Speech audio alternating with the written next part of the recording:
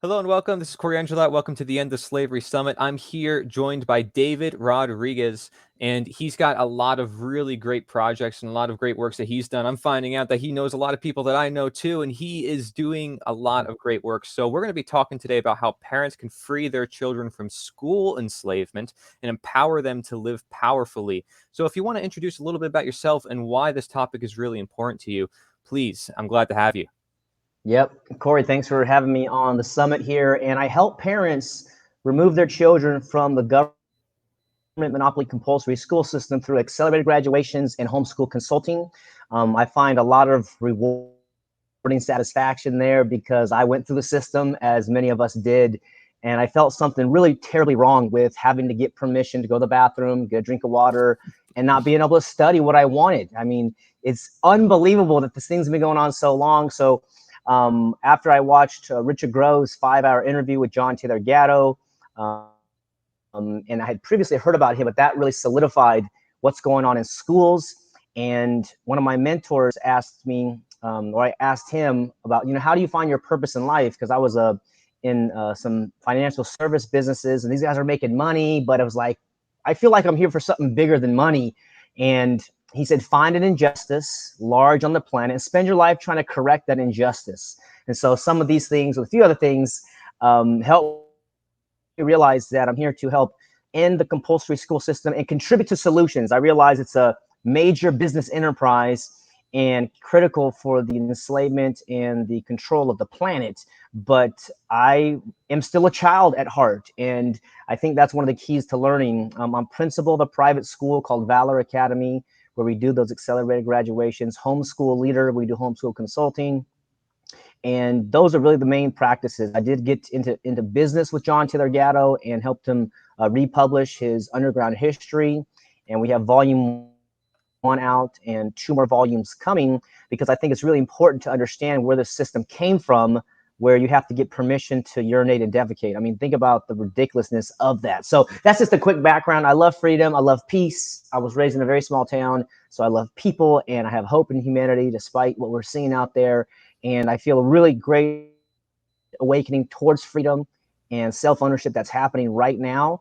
And it's an amazing time to be alive. And so, yeah, it's great to be with your audience, and we'll share some of the solutions and some way to empower parents and the next generation so we can really grow freedom on this planet.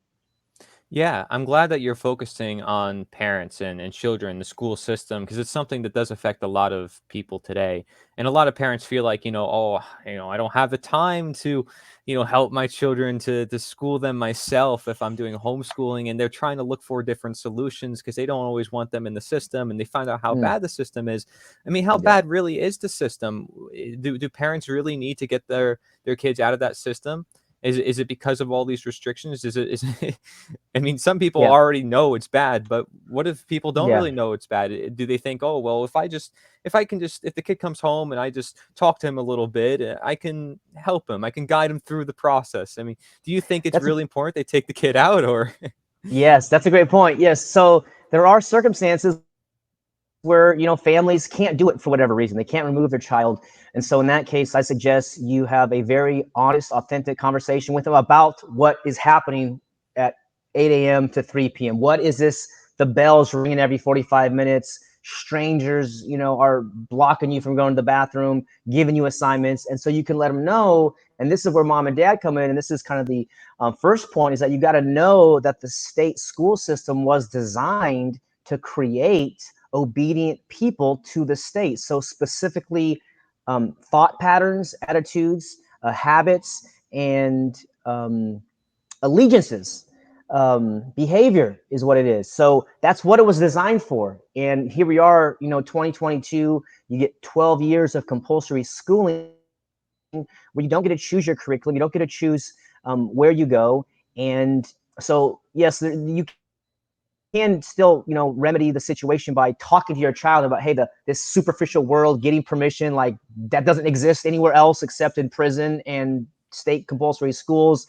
And let them know, hey, where mom and dad are both working, or a single parent or something like that. So I have a lot of empathy for parents who can't do it. But as we're looking at the curriculum right now, 2022, I mean, 5 years ago it was diabolical. In 30 years ago, 50 years ago, it was still bad. But now the state school curriculum is telling a young boy that he can be a girl, and a young girl that she can be a boy. And that is totally false. This is a destruction of their identity. This is attacking the self-evident truth.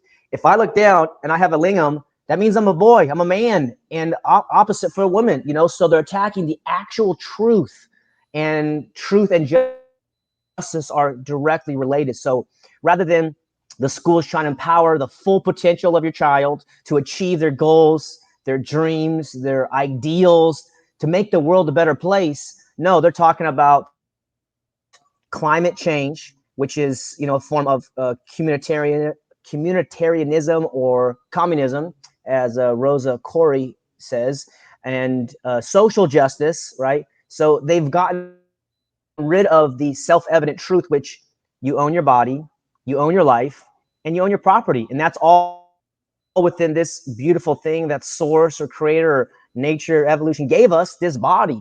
And they've gotten away from that. So the curriculum is very disempowering. And I think as parents understand the history of schooling, and you can look at that interview with John Taylor Gatto, it goes back to Germany or Prussia. And even before that, rulers have always known that if you control the minds of the people, then you don't have to physically put chains on them. They will put chains on themselves. And we saw that with the last 2.5 years of the scamdemic, when these Karens or Darrens come around telling you wear a mask, and you're like, oh, the order or this or that's, like, you don't have any authority to force me to take a medical device on my face.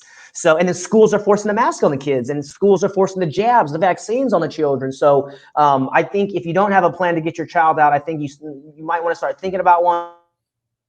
Whether you do it tomorrow, next week, or next year, really take it serious that when you put your child in these schools, they are getting some mental brainwashing, some mind control, and it is very disempowering. And what we want to do is liberate them so that they can actually see the truth that the world is the classroom. Learning is fun. It's exciting. And as you become an educated individual, you know that learning is lifelong. So from birth until death, we're always learning, and even though I'm on the interview side, I'm learning from you. We're learning from each other. We're seeing, what's going on in Pennsylvania and the summit, and you're an author as well. So there's a continual back and forth with educated people versus the state system, which is I'm in charge, you do what I want. Whereas in a, let's say, homeschool environment or a truly open source environment, everyone is learning, everyone's a student, and everyone's a teacher. And so I think that's really important for parents to understand, is that the history of the school shows you what's really going on. And at that point, that should put some fire under your bottom to say, okay, I got to figure out some solutions. And whether you work with me or other people, there's a lot of solutions out there. Go to StartPage or SwissCows or some other search engine out there and type in your question, and you will find really great answers. But hopefully I'll provide some answers with the rest of this conversation as well. Yeah, I was going to ask about that. I was going to say, like, hey, so you're also building alternatives, right? You're not just saying the system is bad. Well, if people don't think, oh, well, maybe it's, that bad, well, they can look at this system and decide for themselves what they want to do, right? And see, well, do they want this mandatory schooling system, or do they want the system that supports the individual and their own learning process? So I kind of want you to share a little bit about these programs you mentioned. You mentioned some before. Where could people find more information about that? And before you get into that, I just want to say that, when you talk about like the history of the schooling system and how corrupt it is, what also comes to mind is a book that is written by a man. He calls himself Etienne de la Bourse. It's French. He took that name from somebody from the 1600s. It's a book called Understanding Our Slavery from the Art of Liberty Foundation. And I think the website is government-scam.com. And it's a book that he wrote, and it goes over the history in detail, talking about the economic system and the schooling system and and the techniques that they use in pretty detailed methods. So do you want to share with us your methods then for the alternatives to that school system, and why they're better because they're not mandatory, for example, and where people can learn more about them? Sure. So maybe 8 years ago, my dream was to start like a physical school with a building. And then as I looked into it, I realized that is very cost prohibitive, and that's why a lot of people didn't do schooling. So I kept searching. One of the courses I took was how to start a school, and they introduced me to a school, a physical school, which has been going on for 100 years in England, completely voluntary. And the name of the school is called Summerhill. And here's how the school works. You show up, they give you a list of optional classes, and they say, check off the classes you want to take this semester. And if you don't want to take any classes, no problem, go play, go have fun. We have 10 acres of land here. There's a bike ramp in the front. There's musical instruments in the barn, and go play. And there's a movie about it from 2008. I recommend parents watch it. It's so emotional because there's so much trust involved with the child that I wish I had that as a youngster as well. And I couldn't believe that this school was going on. Well, that's called a democratic school. And I learned that there's other democratic schools, some been around for like 40 or 50 years in the US, called Sudbury schools.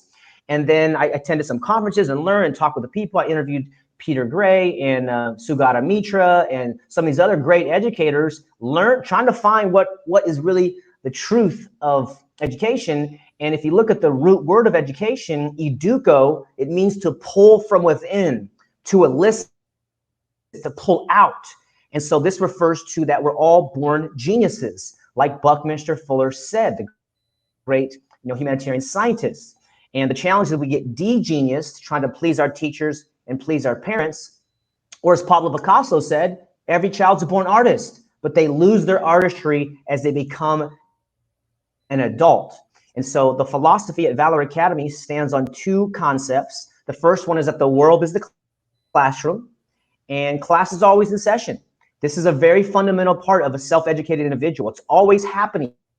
Whether you're in a building, you're in nature, you're on a boat, you're in a plane, you're wherever, you're in a hospital. If you are someone looking for knowledge and skills and facts and truths, they're everywhere. They're absolutely everywhere. So that's first one. The second concept is that anything, anybody you can learn from can be a teacher. So when you start your homeschooling journey, or even if you're not, still don't consider yourself to be a teacher and you're going to replicate the school system at home. Okay, that's phase one of homeschooling evolution. It's 10 o'clock, time for math. Oh, 1 o'clock, language arts, right? So you've replicated that system at home. Phase two is to de-school.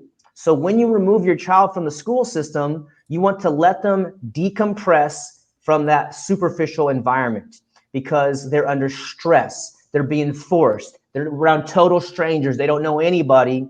And the rule of thumb is that for every year they're in a compulsory learning environment, you want to give them a month of total freedom. And so what that means is if you have a fifth grader and you take them out of the school and you're not homeschooling, you want to give them 5 months to sleep all day if they want, to play video games all day if they want, to do whatever they want so they can decompress. The analogy is that if you have a bottle of soda, you shake it up, you don't open it and drink it, you open it and let the pressure release. Same thing for our children. You have to let all that pressure release, and then eventually they'll come back down to earth. And as humans, we love to learn, except when we're forced to do it. And then step three is homeschooling itself. And how I define homeschooling is that homeschooling is when a leader creates an atmosphere where personalized learning can occur. And so mom and dad, you're the leader. You brought this young being, child, son or daughter into the world. And so you're the leader. And so you're creating an atmosphere. What type of atmosphere do I suggest?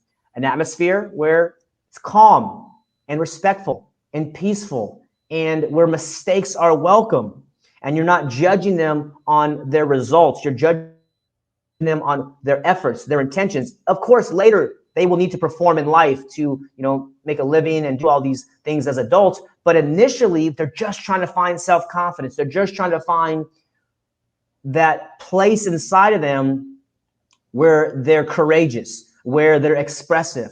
And that's why in school, we learn to be afraid of public speaking. We learn to be afraid to ask questions because our friends are going to mock us and make fun of us. But in a real educational environment, in the entertainment business, it's called the writing room, or the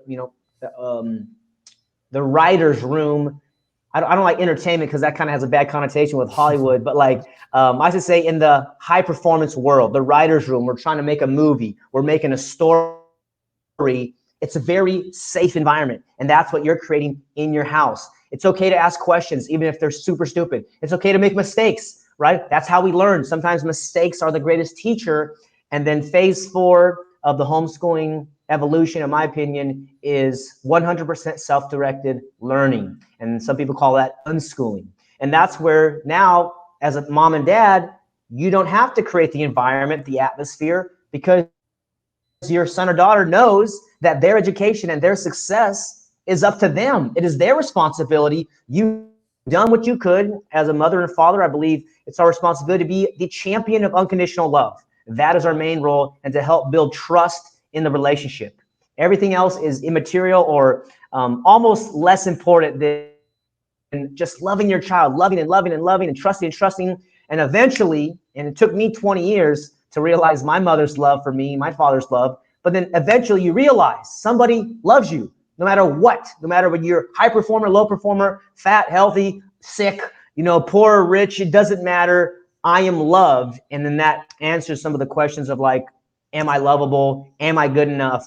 And you only have maybe 15, 18 years, 20 years to do that, in your house. And then the thought patterns, the beliefs, the attitudes are already there instilled in your child. So that's the kind of the homeschooling fundamentals I give, for parents. And then the teenage component, as I said, we do accelerated graduations.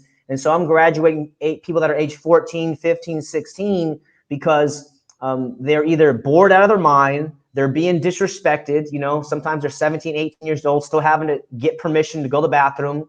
One of my recent clients, they had to sign like 3 pieces of paper. He's 18, he's a senior in high school, and he thought he could make it through the last year. But, I think we're probably going to graduate him in the next month or two.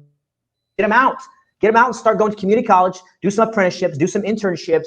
But there's no need to sit in your chair in front of a stranger who you'll probably never see again. Bless your soul. My mother was a public school teacher. I have family members that are teachers, but I haven't heard from any of them, the teachers, since I've graduated. It's a job. God bless them, but they see 100 to 125 students a day, and they barely know your child's name. But you love your child. You are there for your child. You're going to be there forever. Right. So you have all the qualifications required to homeschool your child, which we now see. We're not even like being the teacher.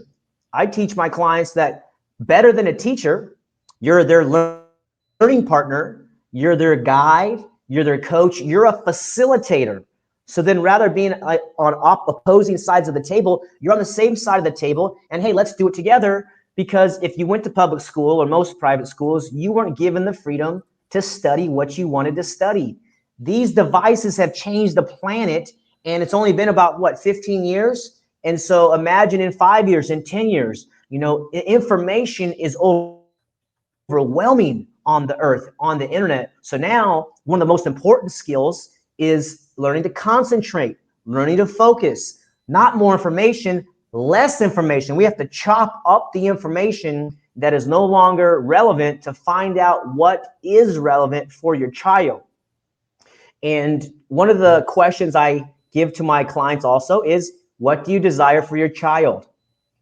Well, I want them to be successful. Great. What does that look like? Well, happy, healthy, independent. They can produce, make their own income or livelihood and be an independent adult. Great. That's generally the answer I get across the board from every parent. So if that's your definition of success, or that's what you desire for your child, how are you going to get there? Are you going to get there by giving them to strangers who are enforcing and implementing a curriculum, which is basically denying the truth of gender, or fabricating the climate change, hoax? And it's not to say that the climate is not changing, but what is it really about? In my conclusion, the United Nations is trying to build a global totalitarian state and say it's in the name of saving the planet and saving the children, saving the animals. But in Richard Grove's recent presentation with Foster Gamble. He showed the primary evidence from the 1880s, 1890s, I think, with the Rothschilds, showing that they already were looking for the problem to make a global government, and it was you have to make man his own enemy. So then that's where it's like you and your carbon, and you got to reduce it, and the humans are killing the earth. No, there's a technocratic, hyper wealthy predator class that is attacking humanity, and they want to enslave humanity, and they want to RFID chip everybody. And you can see that evidence with Aaron Russo, his firsthand testimony from Nicholas Rockefeller. That is exactly what they said. They want to chip. So it's a slow incrementalization of this is the problem, here's the solution. And if we go to the end game, say, you know what? I don't want this slavery to continue, which is one reason I love the name of your summit, The End of Slavery. And I have my definition of slavery is being forced to do work against your will while your freedom is restricted. And that is exactly what's happening in schools from age 6 to age 18. Your child's being forced to do schoolwork against their will. And most of the teachers are really good-hearted, well-intentioned people. As I mentioned, I have loving people in my family, but they only have about 5% to change the curriculum. But 95%, they get that from the state or the district, and that's how the schools get their money, is by implementing this curriculum. And of course, Common Core a few years ago, Bill Gates was funding that. And you always want to look where the money's coming from. And it's such a diabolical plan, it's almost hard to believe. But go look at the 1910 book from King Gillette. It's called World Corporation. And he laid out how to have a global totalitarian corporation, which makes the state obsolete and just takes over. So these guys were thinking about it over 100 years ago. And when you have all the money in the world, that's what you do. And so the school enslavement that we're trying to get parents to really take serious that's happening there is the forming of total obedience to the state authorities. That is the end goal of these coercive schools. So what's the solution? Have voluntary learning. I mentioned Sudbury, Summerhill. There's other schools called Agile Learning Centers, Acton Academy's taken off, and a lot of other great schools out there. But it starts with you, mom and dad. It's understanding what's going on in the school system. What are my different options and solutions, and how do I get there? And so this is what we're having this conversation for, so we can really redefine what is success. And we mentioned we want happy, healthy, independent children. But then how about you, mom and dad? What is your definition of success? And I invite you to consider modeling those habits and attitudes and behaviors that you want to see. And one of the best ways to do this is to have your own learning project that you're participating in. Even if you're 25 or 35 or 45 or 50 or more, your child, whether they're 5 or 10 years old, they're looking at you and they're saying, oh, wow, mom, what are you doing? Oh, I'm learning how to knit. I'm learning how to paint, or we're doing gardening today, or we're learning how to can food. And so when it's voluntary, the kids actually want to help. And I've seen it happen many times. The child's, they want to help wash the dishes. They want to help do the laundry. They want to help. And so you might not see that as educational, but if you look into your child's eyes and see the genius that is there, you see the infinite potential that exists in that beautiful soul, then they will see it later eventually. And then they will say, you know what? My mom believed in me. My dad believed in me. My grandparents, whoever believed in them. And so I'm going to believe in me too. And then that's when you start producing. That's when you start creating. You detach from the results that you are creating, and you become liberated, because now you're not trying to get permission from Mrs. Jones or Mrs. Smith. You're not trying to get a diploma from some state school. You are living, you are being, you are doing stuff that makes you happy, whether you make $1 million or $10, it doesn't matter. And eventually, as you practice these skills, which is why I'm so grateful to be on this summit, because you're creating media. And this is what's so powerful, because for thousands of years, the rulers created the newspapers, the pamphlets, the printing press, and these types of, let's say the Bible even, you weren't allowed to read the Bible unless you're a priest class. And so the Gutenberg press, in the 1500s got the information out, and all of a sudden people are reading the Bible and they say, we don't got to pay indulgences for our sins. We're connected to Jesus Christ. Every man's a priest unto himself. And with the internet revelation, it's like, oh my gosh, we don't need the mainstream media. We don't need the mainstream musicians. We'll just make it ourselves. So there's bifurcation of humanity, and your child, mom and dad, are being called to be a leader in whatever field that they are in. And as you allow them to love what they're learning, to enjoy what they're doing, they will continue to do it. And this is that persistence. This is that self-discipline where they start to say, wow, I'm an important person. And you say, yes, you are. You are very important, versus being a cog in the wheel in this state school system, trying to trade your life for a piece of paper. And nobody cares about the piece of paper, in my experience. The high school diploma, the college degree, I have a business degree. No one's ever asked to see it.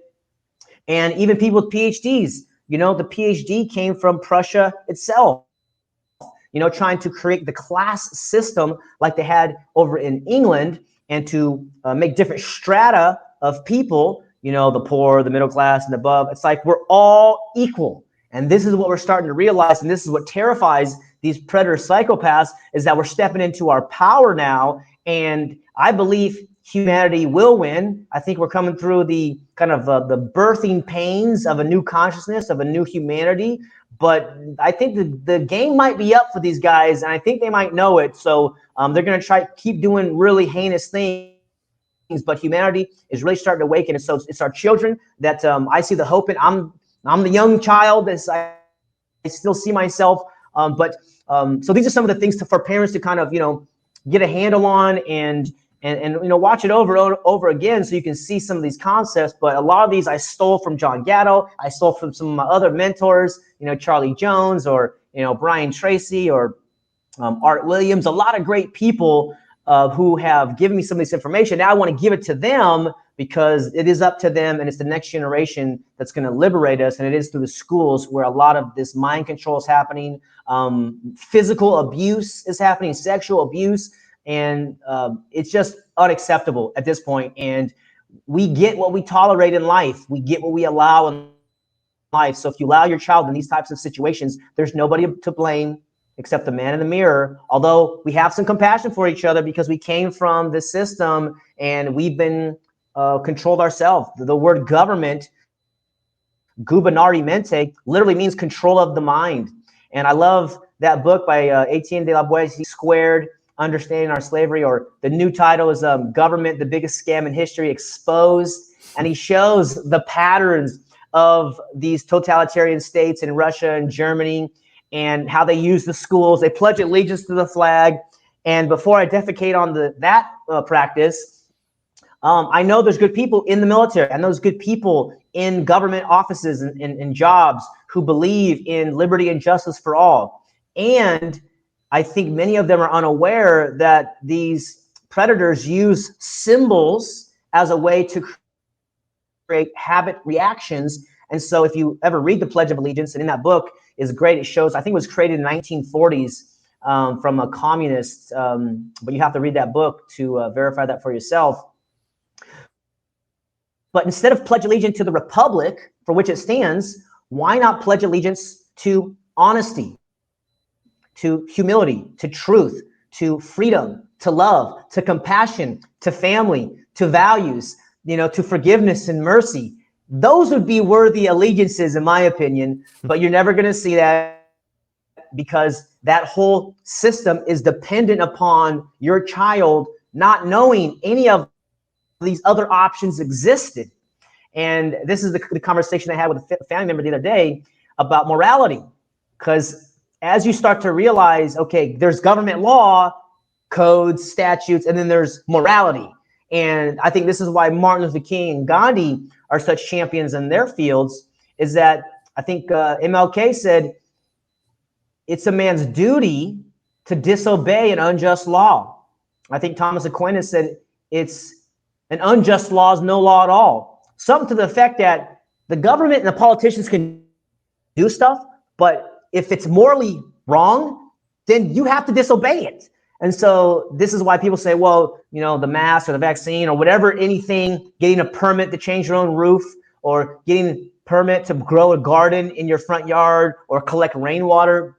These are absolutely totalitarian measures. And we got to have these conversations with our children. And maybe you don't have to be as, you know, direct as I'm speaking with you, mom and dad, but I sure wish someone told me the truth when I was a young guy, because I was ready for it. You know, age 12, 13, 14, I realized something was wrong. And it was, they were forcing this stuff on me. And now we're so many years later that I feel really a lot of suffering is happening in these schools. And it's up to the parents to do something about it. The uncles, the aunts, the grandfathers can't do it. It's mom and dad, and you can do it. And I think homeschooling has doubled or tripled in some areas in the last 2 or 3 years. And I think it's going to continue to skyrocket. So it's very exciting time. And I think, you know, I'll share, you know, give you some time here because I'm going off. No, This is very it's exciting to me. There's great. a lot of different things to talk about. This is great. No, I like this because I do see a common theme among what you're talking about. You know, we need to look at the root cause to what's going on. And you're right, there's a lot of beautiful people, I mean, such as yourself, who are sharing a lot of this great information with people saying, hey, here's alternatives to the system. And they're not forcing it by the gun or violence, saying, you need to follow what I'm saying. My solution's the only way. No, That's they're right. saying, here are solutions that are perhaps better. And as you will see through our practice, through walking the talk, we are showing it is better. You know, and Mm. you have that direct experience, which I think is fantastic. And when you talk about, you know, the teachers and the schools and how they're kind of, you know, pinned down by the government in these systems that are basically built for compliance and for allegiance to the state, we can look at medicine. We can look at Mm. policing. And what do we see? The Mm. same thing. Doctors can't administer certain medicine because the state gets involved. Police, they have to follow every order these politicians tell them to do. The army, same thing. And I interview a lot of veterans, people who have to deal with a lot of trauma because they're sent Yeah. overseas to war to fight some people they barely know, right? So Mm. there seems to be a reoccurring theme in humanity, especially for thousands of years, and slavery existed for thousands of years, where morality seems to be ignored or excused in the case of authority. So I think Yeah. morality is important. And you said, you know, humanity's going through this birthing process and through these pains. I think we can emerge, like you said, out of this problem, but if we do focus on that root cause and realize this common chain of events that's been happening for all this time, all this thing that keeps bothering humanity and bringing us into democide, the top cause of unnatural death, and keeps destroying our human race, right? All of us, doesn't matter what culture, what country you're from, we all keep rising and falling because we have these systems and this undying belief in this authority, which we may Mm. call statism. You know, so Mm. that I see as the root cause, and it's evident when I talk to a lot of people. And I don't intend to make that my agenda. It happens when we start looking deep as to why is the world acting the way it is? Why are people going crazy? They don't know, you know, they're confused, they're in fear because if they don't comply, they're going to be jailed, they're going to be thrown into a cage. I mean, I do think coaching is important. Like you said, we have to seek out the individual because the individual knows, right? Like you said, the child knows. They just need the questions, they need the guidance to get there. So I Yeah. thank you very much for sharing that. And I think there is connections to be made worth mentioning. Do Mm. you so I think people can look up those resources you mentioned, right? Those particular schools that you mentioned, that could they look them up online, or are there certain Oh yeah. websites they can go to? Yeah, absolutely. I started an expo maybe 7 years ago called the Education Options Expo because in California they were doing the forced vaccine at kindergartner and seventh grade. So that's when I started to really see it's freedom time and it's truth time and it's time to rise. And so we did the Education Options Expo. Brandy Vaughn told me directly to my face in 2015 that they had a pipeline of 300 vaccines that they wanted to give to people. And so that was, 7 years ago. And I said, oh my Lord. So most of the speeches I think are on the Education Options TV YouTube channel. And you can Okay. see where some of those different options that exist. Watch that Summerhill movie as well. There's stuff on Acton Academy. And again, just redefining what education is and schooling. And so my definition of an education is what you do to yourself to create a good life. And so this is the bigger question is, what is a good life? Exactly. What is a good life, mom and dad? This is what we want to discuss, because now this goes to the moral question and the question of what is morality itself, and what is a moral wrong and a moral right. And I think it all hinges upon the truth of self-ownership. And I did a speech recently, and I'm working on a little pamphlet now called Intergenerational Freedom. And my definition of intergenerational freedom is the transfer of the knowledge of the truth of self-ownership and non-aggression. Because those concepts were so liberating to me when I first discovered them through Murray Rothbard in his great book, For New Liberty, which was written in 1971. And here he is talking about how a voluntary world would exist without the state, because Ron Paul's one of the main guys who kind of woke me up. And I said, okay, well, seems like the system's corrupted. And somehow I came across that audiobook and started listening to it, and said, what about the police? Yeah, well, what about the police? Well, who would pay them? How would it work? Well, in Detroit, Michigan, there's a gentleman named Dale Brown, and he has an organization called Threat Management Center. It's been going on for over 20 years, maybe 25 years now, completely voluntary. And he has clients that pay him $10 a month, and they patrol the neighborhood. And if there's ever any trouble, they call him up and he's there within 5 minutes. Unlike Detroit police, that has a monopoly on services and taxes, and you call the Detroit police and they don't show up for hours if they do at all. So that was my main concern about police. And then Rothbard covers national security. He covers intellectual property, all these things. And I'm like, oh my gosh. So there are solutions, but they're not going to fall on your lap necessarily. Right. But creating these types of media is one of the main solutions, I think. And that's why it takes time. We didn't just get here in the last 2, 3, 4, 5, 7 years.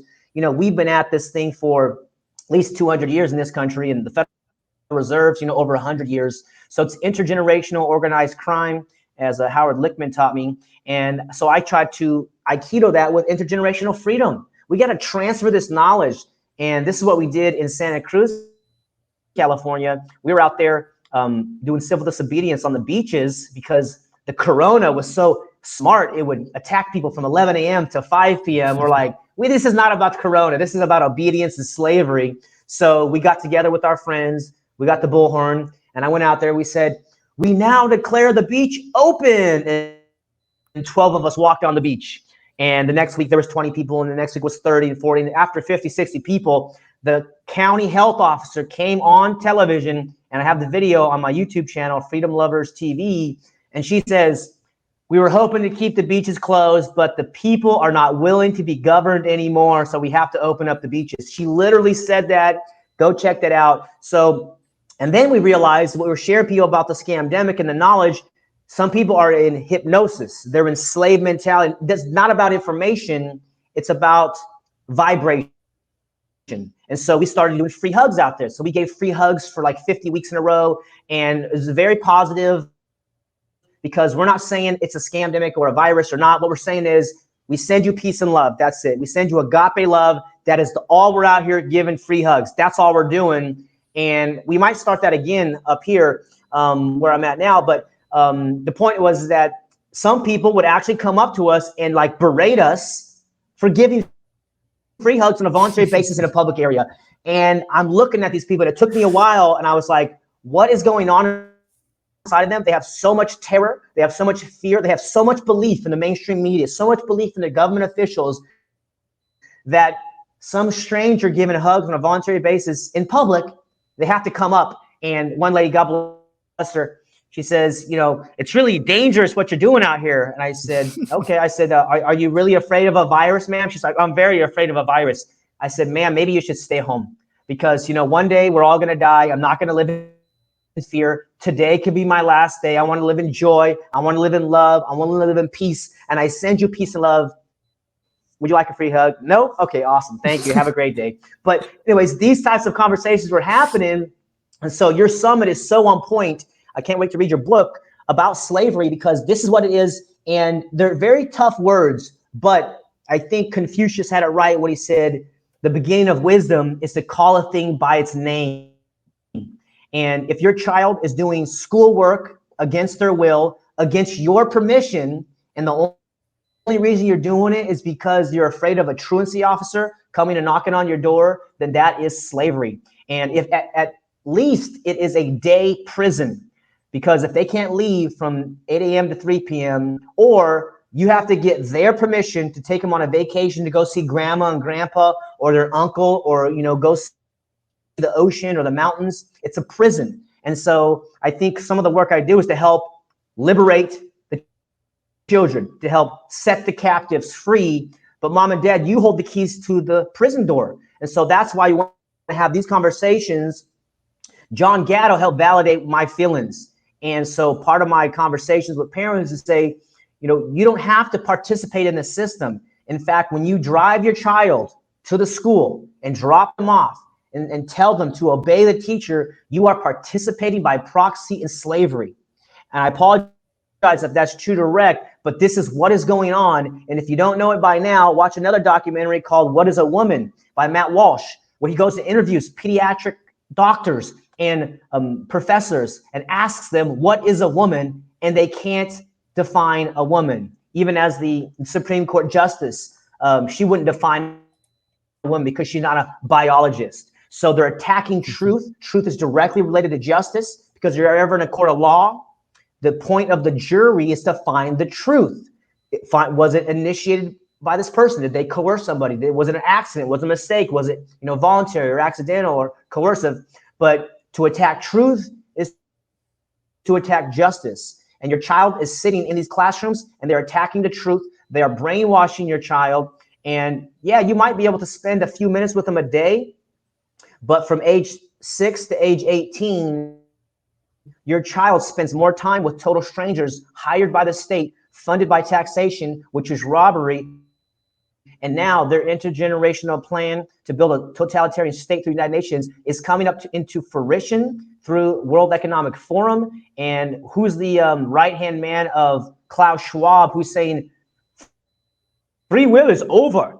Humans are not programmable. He's openly telling you they're going to chip your children and remove their free will. And if you have no free will, you have no freedom. So I'm very hopeful that humanity will get out of this, but it's really up to mom and dad. And I have to share some good news here. I'll give it back to you.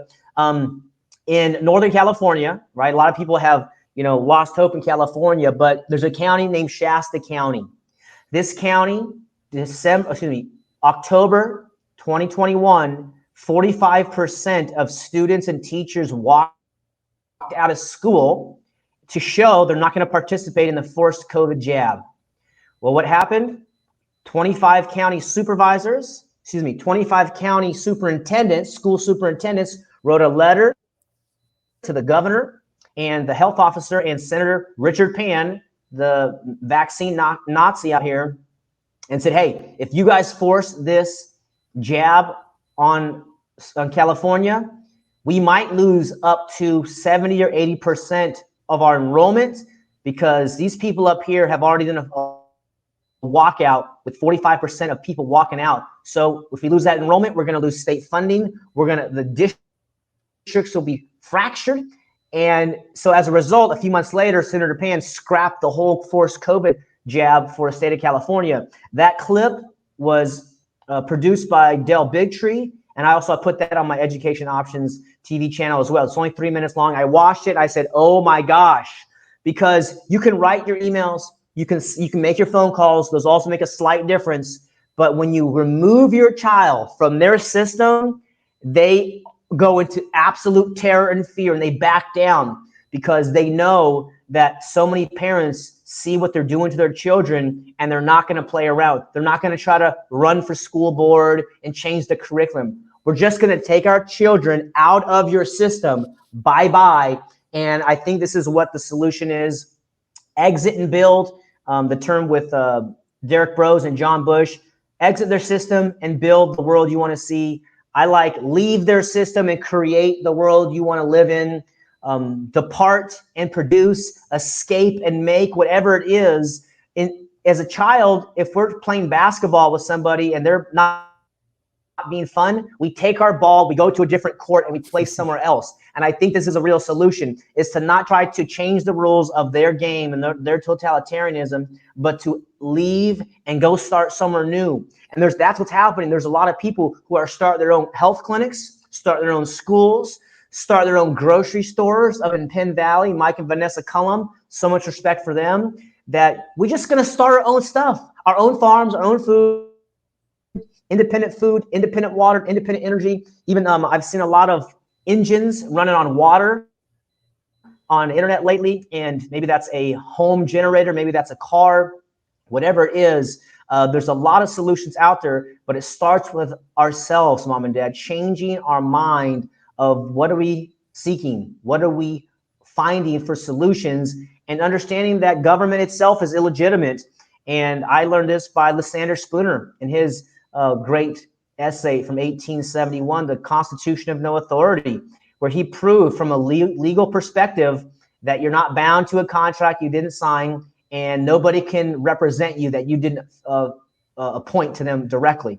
And I was, oh my God. So we've been lied to, and what's happening is that statism is falling apart. Just like the monarchy fell apart, the divine right of kings. I can rule over you because God made me king. And then Magna Carta, I recommend you read that document or listen to the audiobook in 1200. And the barons were going to decapitate this king unless he backed off. And okay, now we have representative government. And so now we went from the monarchy to the constitutional republic. And I believe this next birth is individual self-ownership. It is so self-evident and clear to anybody with an open mind and open ears that you own your body, you own the product of your labor, and anybody who tries to take that from you is a violent or ignorant individual, and humanity is not going to put up with it. We love freedom, we love peace, we love love itself, we love the children, we love the men and the women and the grandparents and the elderly and the trees and the flowers. We love this life. It's amazing to be a human and to address this great thing called life itself, the mystery of how we got here and where we're going and what we're doing here. It is beautiful. And these predator psychopaths are going for the jugular of humanity. And some people are going to take the chip and they are going to go down. We wish those people well. We don't wish harm on anybody. You're given free will. And if you want to, trade your freedom for security, then you're welcome to do that. But the facts and history has shown that the people who have done that have either gotten murdered or received a lot of pain. And it's so open now that people are making great films. Plandemic 3, I just saw the trailer for that. They're exposing what's going on. Very courageous men and women, and that's what it's going to take. The most important virtue, seems to me, is courage, because that guarantees all other virtues of beauty and goodness and love and family. And without it, we're really screwed. So, when we were speaking out in Santa Cruz for a few years, people really appreciate what we're doing down there. We had a group, and we still have the Facebook group, Santa Cruz Voluntarists. And they said, man, we appreciate what you're doing out there, speaking courage. And I said, well, I actually am more afraid of staying silent at this point. So for me, speaking out was kind of the right thing to do, the only thing to do, because staying silent, trying to be a closet freedom lover, just wasn't working. And once I saw what's really going on, the media is controlled. It's like, okay, well, it's up to me, the man in the mirror, and I'm gonna do what I can. And so I was a right to travel activist as well for a few years. I learned about the driver's license being a fraud.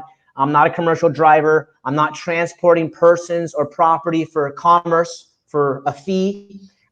This is a private traveler in my private conveyance, in my private car. This is not a vehicle, the Department of Motor Vehicles. And so I felt so free doing that. And then I became targeted because I was doing right to travel. I had private plates on my car. And then I was also a public activist out there on the beaches in a super status lefty county. And so that, those two combos put an X over me. And so they just started throwing all these charges at me with my court case. Some details are at freedavid.org, and hoping to do a civil case here shortly. But it really comes down to understanding that these truths of self-ownership are liberating and exciting, and they are the future. And where we are in history is very young. The Declaration of Independence, I think, was a great document for the most part, and it declared that we have unalienable rights from the Creator. Whereas if you read the United Nations 30 Sustainable Declaration of Human Rights. It says you have the rights which the government gives you effectively. So read that. You look at the Bill of Rights, you look at the Declaration of Human Rights, you see which one is more pro-human and pro-freedom. And then the Declaration of Independence is, at some point, we have a right to alter or abolish the government. And I think there's a great phrase which said that, I think it was Jeff Berwick who said that he dreams of a world where there's 7 billion governments, and effectively this body is my kingdom. And right. I would just say, I dream of the world where there's 7 billion kings and queens. I believe you are the king of yourself. I'm the king of myself. The queens, we are royalty. We're all equal. No one has the right to force us or coerce us into doing anything. And as more people talk about it, then we're all just going to not comply. And I think I saw someone from Canada doing something, united comply or united non-compliance, something like that.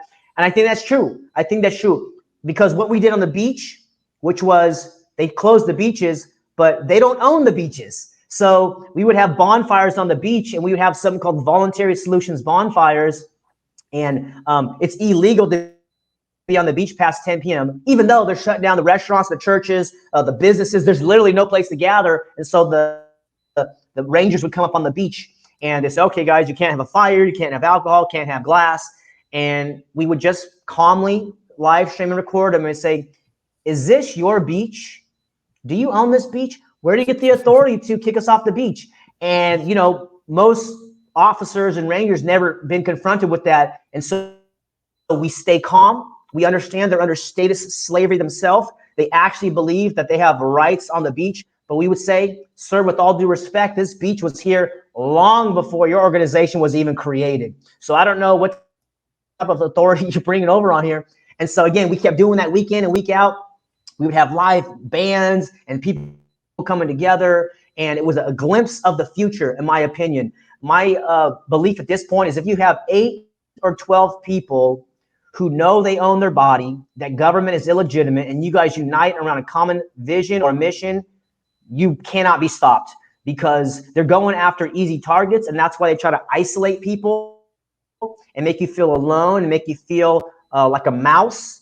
But in reality, we are mountain lions. We are powerful. We are eagles. We are very strong. And when we come together with a common purpose, which seems to be freedom of choice, and when I introduce people to the idea of voluntarism, which many people haven't heard of, I say, here's the agreement.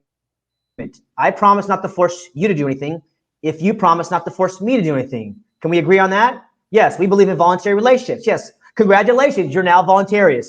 Okay, awesome, because it's a win-win. It's good for everybody. So I wish someone had taught me that as a child. I would have got it. And probably 5-year-olds and 6-year-olds are getting it. I got this great story, and I'll give it back. One of my friends, she has a 5-year-old son in this story, and she taught him about self-ownership. So anytime she goes to pick him up, she says, hey, can mommy pick you up? Yay, mommy, pick me up. Well, they go to a family reunion, and these adults, mostly status, I would assume, are just unaware. Oh, hey, little Johnny. And he goes to pick up little Johnny, and Johnny slams his elbow down and says, hey, you need my consent to pick me up. And the uncle or the family goes, oh, sorry. And he says, oh, well, can I pick you up? He says, no, thank you. And he runs off, and does his little thing. So it's like, how powerful is that 5-year-old? More powerful than, grown men and women, to know that your consent is required to touch or to pick me up or to do anything with that. So this is, I think, where it's going, is parents who understand these principles and are simplifying it, because as I think Bill Mollison said, the problems we face are very complex, but the solutions are embarrassingly simple. And so the first one is, who owns your body? And these are the questions that we would pose. We were doing activism, and as we're continually talking with people and helping them liberate themselves from their own mental enslavement, that's one of the first questions I ask is, who owns your body? Yeah. And you just said it, mental enslavement. In my book, I identify mental slavery is the root cause to physical slavery. It's what inevitably leads to physical slavery. And for me, how I got out of this mess of statism for myself was asking questions. And so now I use the same strategy with the people that, I talk to. I just ask them questions and they could decide for themselves. We're not Mm. imposing our will. We're not saying you have to do this or that, but there are people who are. And we simply don't want them to drag us into their net. So let's say, yeah, there are some people who say, yeah, you know what? I want that security. I want this peace and security by the government and by these people and these gang of people who claim to represent me and have this authority that, they somehow proclaim to have. Let's say they want that, so long as they don't push us into their net and bring us with them. It's a voluntary relationship, but that is voluntarism, right? Is understanding what is a voluntary relationship.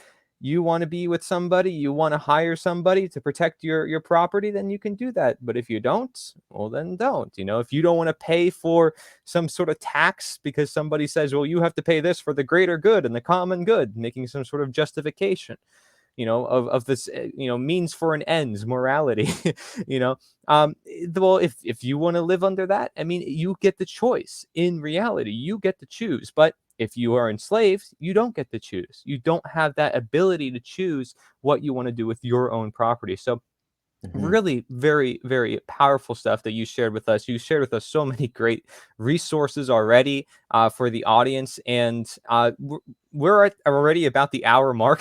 So if you want to share a bit more about where people can find a lot more of your works and a lot of the links, and you already mentioned some websites that you're involved with, do you want to give people like where they can find maybe all your links or where they can find most of your content? Sure. Yeah, you go to davidjamesrodriguez.com. I'll have the link tree there, and the valoracademy.com will be up and talking about accelerated graduations, as well as homeschoolleader.com. You can get on the email list, and we'll be launching that as well, having bi-weekly training calls for parents about homeschooling. Because as you can see, Corey's done a lot of work and research, and so have I on myself and my thinking and beliefs. So you're also going to have to do that as well, mom and dad. So we'll have these trainings up and these calls, because it's little by little, inch by inch, it's a cinch. Yard by yard, it's hard. So don't think you have to swallow this elephant of self-education, homeschooling, accelerated graduation, in one conversation. I know it's taken me a long time to self-reflect, contemplate, ask myself questions as you have, Corey, and really get honest with myself and say, what is going on and why is my family this way? Why is society this way? Why are seemingly good people doing this to peaceful, innocent individuals? What's going on here? And that's how you eat an elephant, is one bite at a time. So yeah, you can go to those websites. There's some Telegram groups by those names as well. And then I think what's exciting also for the coming future is the concept of voluntary villages. And this is where you have your family. And now the question that I get is, well, where can I find other freedom families, right? And so whether people get together on 100 acres or 500 acres and build a little physical village together, or in the same city and have kind of your homestead and my homestead, I think independent water, independent food, and energy is one of the real solutions as well. And I appreciate what the Free State Project is doing out there in New Hampshire. They have some really cool stuff going on. There's solutions that are starting to blossom in ways that we couldn't imagine. And I'm just grateful to be where I am, to have the loving family that I have and support around me, and where we are in history. This is what an opportunity to be here now, to have this technology and to connect with people like you, Corey, and your audience. I have a lot of respect for moms and dads who are reevaluating their beliefs, because the easiest thing to do is to put your head in the sand, pretend like everything's okay and the government's going to take care of us. And it's really hard to pull your head out of the sand, look what's going on, take a step, join new communities, read new books, and challenge your deepest beliefs, your deepest assumptions. And normally when you do that, you become more free, you become liberated, you become more happy and more joyful. And some of the best people on the earth have admitted their ignorance. And I have to quote them. It was Voltaire, it was Einstein, and it was Socrates. And they all had one version of, well, Socrates said, I know one thing, and that's I know nothing. And I think Einstein said every genius has to admit he or she knows nothing. And then Voltaire said after reading and acquiring all these things, I realize I don't know anything. So if these great people are able to say that, then I can say that. And I invite you to consider saying that, because then we put ourselves down and we can come and treat life as amazing adventure, an amazing journey, and things to learn and discover. And so we keep learning until the end of our days, and then hopefully we can pass the torch. And I think that's what this is all about, is making the world a better place, having some effect on intergenerational freedom to help build a voluntary world, one relationship at a time. Yeah. Thank you so much. I appreciate you for coming on here and sharing everything about what you're up to and all these great projects. I'm glad to also get involved and meet you. I mean, there's so many great things happening. You're right. And if people want to get involved, they absolutely can. So I encourage, if they want, they can even reach out to myself, and I can hopefully maybe guide them in the right direction if they want certain resources. I made, videos recently going over tons of resources, and just do a little bit of research and it goes a long way. I've met people I never thought I'd meet before, ran into ideas I never thought I'd run into before, but it's powerful once you actually sit down with it, like you said, contemplate it, and then put into action. Put a little seed in the garden, and all of a sudden it starts growing. You're like, wow, I can actually grow food. It's just for example. But Yeah. I appreciate you sharing this. And I have one final question, I guess, maybe to wrap this up, because, we are talking about independent creators. Do you think their independent media needs to do more than what they're doing right now? A lot of independent media might just be covering news content. They might just be covering what's going on in the current day. Do you think there are actions that they can take to cause and spark up this activism that we want to see, rather than produce just news content? Great question, Corey. And I would say yes. I think one of the revelations I had, which kind of helped me step more into my power, was rather than me reporting on the news, I'd rather make the news. And this is not to say like be on TV. This is to say, go do something which is worthy of other people telling other people about. And then as independent media producers, I think it's really helpful when they put focus on some solutions out there that are inspiring and hopeful for other people, because anybody can focus on the problem, and most people do, but it takes a champion, a visionary, a leader to focus on solutions. And if we don't have solutions, we get together and say, hey guys, what are we going to do? And this is what we did in Santa Cruz. Once we saw, like, this is, I think, a month into the scamdemic. Actually, Howard was there at the meeting. Me and him co-created this meeting, and we said, hey, let's call up our friends, because I had been in the area for a while. I had some networked freedom lovers there, and we got together and we started this. I think it was, I can't remember, it was Freedom Friday, something like that. But it was like, what are we going to do? Most of them, God bless them, were statists at that point. Howard had his book, and me and Howard met at Acapulco. So we knew what time it was. We knew this is a real solution, calling out the illegitimacy of government. And we respect all those people, but some of them are still holding on to statism. But the point is, you get together and you say, we're all concerned. I know you guys are all freedom and you're all conscious, but we don't know what to do. We're trying to get together to have this conversation of the solutions and brainstorm. And I think that's what it is. So doing things that are newsworthy, but even reporting on things is very helpful. This is not to denigrate anybody who's saying, here's the problem, they secretly passed this bill or whatever. But ultimately, I think the root solution is to call out the illegitimacy of authority, that nobody has authority over you, your body, your life, your property, unless you consent, and begin talking about that openly. I realize if you're in an urban area, you might be outnumbered by super statists, but more rural places seem to have more freedom-minded people. But again, even in urban areas, you can find freedom people and get together. And I think there's a concept called freedom cells, which is interesting. Yeah. But the point is just to get together and say, hey guys, we see this lockdown is coming. We see maybe a shutdown, a food supply shortage, something like this, and say, we got it. We got the problems. Now, what are the solutions? It seems to me that growing our own food is a solution. And so I'll be working on some of these things also with, I think, Food Forest Abundance, Jim Gale. I have positive news. This is the first time this spring and summer I planted anything really. And I grew some eggplant. I grew some tomatoes.